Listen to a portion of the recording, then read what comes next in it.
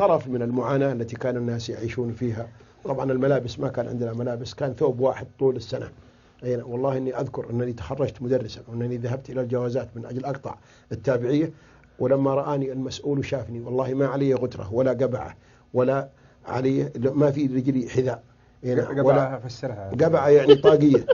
راسي عاري وان ثوبي مزرور من هذا مشبك حديد. نعم. قال فينه هذا اللي يبغى؟ معي خطاب من إدارة التعليم. نعم. قال فينه اللي يبغى يدرس؟ قلت أنا. قال أنت؟ قلت ايوه. قال امشي العب، روح وطردني، فاني يبكي وانا رادج. اروح لابوي، عود ابوي لمدير الجوازات، قالوا ارسلوه للمستشفى يسننونه. زادوني 3 سنوات علشان اتوظف لان عمري 15. نعم.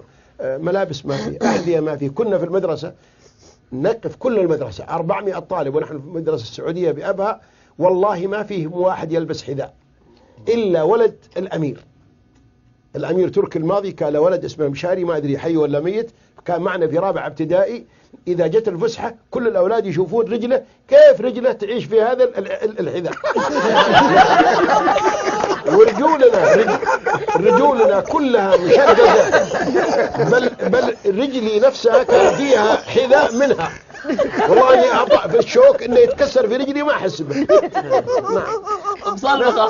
ولكن مع هذا ما نمرض مثل الحين. شوفوا عيالنا الان، يخرج الطفل الحين من البيت الى المدرسه تقول هذا من رجال الفضاء، ملبس مكمم وبرضه انفلونزا وزكام وامراض، بينما ما عندنا امراض من فضل الله.